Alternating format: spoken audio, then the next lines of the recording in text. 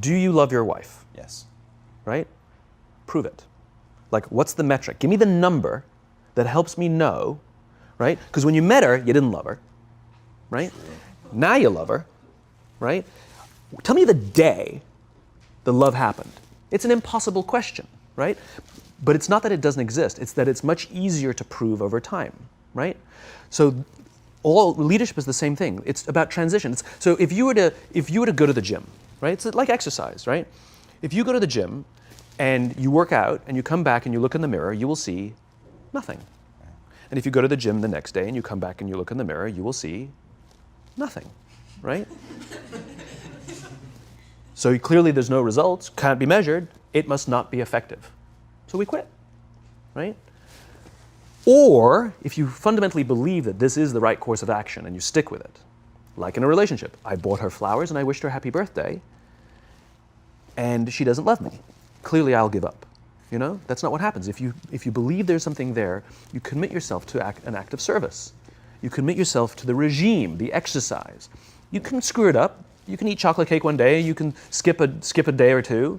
You know, it allows for that. But if you stick with it consistently, I'm not exactly sure what day, but I know you'll start getting into shape. I know it. And the same with the relationship. It's not about the events. It's not about intensity. It's about consistency, right? You go to the dentist twice a year, your teeth will fall out. You have to brush your teeth every day for 2 minutes. What does brushing your teeth twice a day for 2 minutes do? Nothing. Unless you do it every day, twice a day for 2 minutes. Right? It's the consistency. Going to the gym for 9 hours does not get you into shape. Working out every day for 20 minutes gets you into shape. So the problem is we treat leadership with intensity. We have a 2-day offsite, we invite a bunch of speakers, we give everybody a certificate. You're a leader, right? Those things are like going to the dentist. They're very important. They're good for reminding us or getting us back on track, learning new lessons. But it's the daily practice of all the monotonous, little, boring things like brushing your teeth that matter the most. She didn't fall in love with you because you remembered her birthday and bought her flowers on Valentine's Day. She fell in love with you because when you woke up in the morning, you said good morning to her before you checked your phone. She fell in love with you because when you went to the fridge to get yourself a drink, you got her one without even asking. She fell in love with you because when you had an amazing day at work and she came home and she had a terrible day at work, you didn't say, yeah, but let me tell you about my day. Right. You sat and listened to her awful day and you didn't say a thing about your amazing day. This is why she fell in love with you. I can't tell you exactly what day, and it was no particular thing you did. It was the accumulation of all of those little things that she woke up one day and as if she pressed a button, she goes, I love him, right? Leadership is exactly the same. There's no event. There's no thing I can tell you you have to do that your people will trust you. It just doesn't work that way. It's an accumulation of lots and lots of little things that anyone by themselves is innocuous and useless. Literally, pointless by themselves. People will look at little things that are good leadership practices and say, that won't work. And you're absolutely right.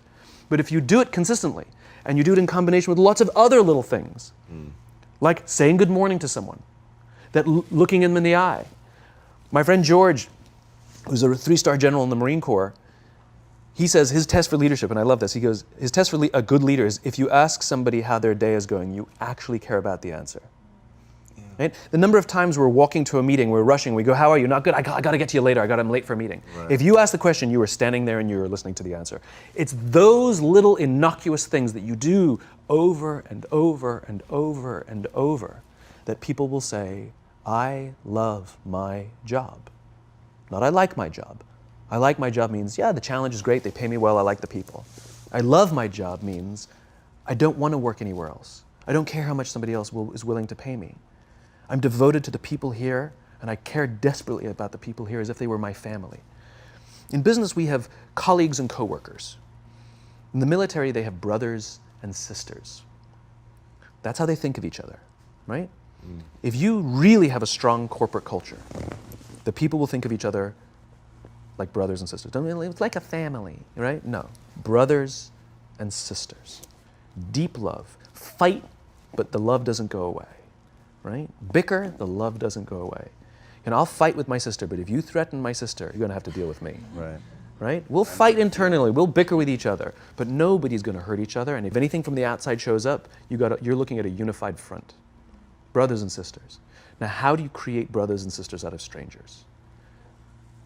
Common beliefs, common values, parents, in other words, executives who care about their children's success, who care to raise their children, teach them skills, discipline them when necessary, help them build their self-confidence so that they can go on and achieve something more than you could have ever imagined achieving for yourself.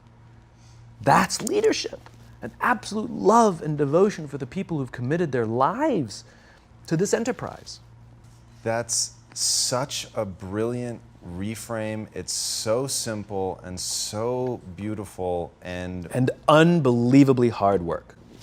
It is and it isn't. Here's why it is. You said it. It's hard to measure, right? It's hard for me to show. It's hard to measure in the short term. It's very easy to measure in the long term. Over the long term, the traditional metrics will go up. All your revenues, profits, market share, the traditional metrics will go up, and more importantly, they'll go up more stably, right? You will be able to weather hard times better because the people will come together, they won't abandon ship, right?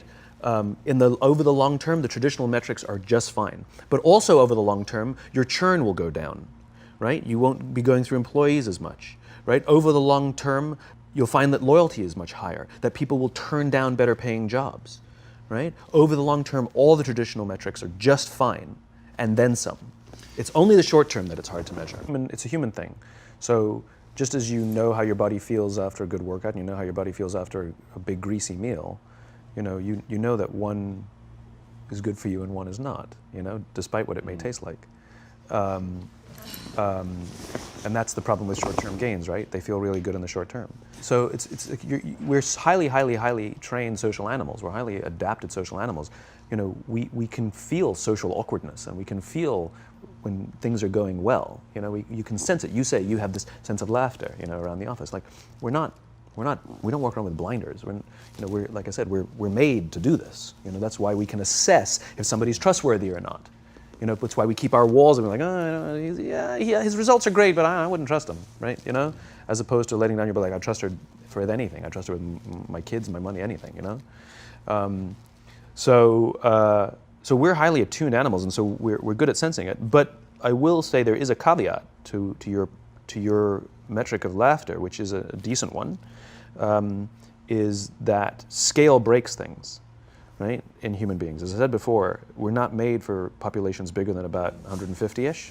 It's called Dunbar's number. Robin Dunbar, a professor from Cambridge University, theorized that we cannot maintain more than about 150 close relationships. And the way he defined a close relationship is, if you're at a bar with a bunch of friends and somebody comes in, would you ask that person to join you or not? And it's about 150 that we would ask them to come join us. Right. And if you think about the reason, that actually makes perfect sense, which is there's two limiting factors. One is time. If you only gave 2 minutes to every person you know, you'd make no close friends. And the other one is memory. You just can't remember everybody. And so this is where leadership becomes very, very interesting, because if you have a company that has a lot of people, 5, 6, 7, 800 people, 1,000, 2,000, 5,000 people, clearly you can't know everyone. And clearly as a CEO, like, I care about every single one of my people. You don't even know. Some of the people you work for who work for you are bastards. You don't care about them, right? So it's a nonsense statement, right? But what you can say is, I desperately care about the people whose names I know and whose faces I recognize. And I care desperately about my leadership, and I instill in them every day that I will give them the tools, and I will take care of them with one purpose and one purpose only, that they will take care of the people in their charge. And I want those people to take care of the people and instill in them that they take care of the people in their charge. And then by the time you get down to the masses, where the actual 1,000 exist, because of the seniors it's like 20, right? Where the real 1,000 exist, they feel about 150 of them can look to one of their direct leaders, to one of their direct managers, and say, that person cares about me. That's our boss, that's my leader. Not the leader, it's the CEO. That's my manager, my boss, my leader. Sometimes you get fired, sometimes you get in trouble, sometimes you'll lose your job, and the next guy will get all the credit. It's all true. And the courage to do the right thing in the face of overwhelming pressure, only the best leaders have that courage. Only the best leaders. And here's the folly. Courage is not some deep internal fortitude. You don't dig down deep and find the courage, right? It just doesn't exist. Courage is external. Our courage comes from the support we feel from others. In other words, when you feel that someone has your back, when you know that the day that you admit you can't do it, someone will be there and say, I got you. You can do this. That's what gives you the courage to do the difficult thing. It's not going off to an ashram by yourself somewhere for 4 weeks and coming back and finding the courage. It's not what happens. It's the relationships that we foster. It's the people around us who love us and care about us and believe in us. And when we have those relationships, we will find the courage to do the right thing. And when you act with courage, that in turn will inspire those in your organization to also act with courage. In other words, it's still an external thing. That's what inspiration is, right? I'm inspired to follow your example. But those relationships that we foster over the course of a lifetime will not only make us into the leaders we need to be and hope we can be, but they'll often save your life. They'll save you from depression, they'll save you from giving up, they'll save you from any matter of negative feelings about your own capabilities, your own future. When someone just says, I love you, and I will follow you no matter what.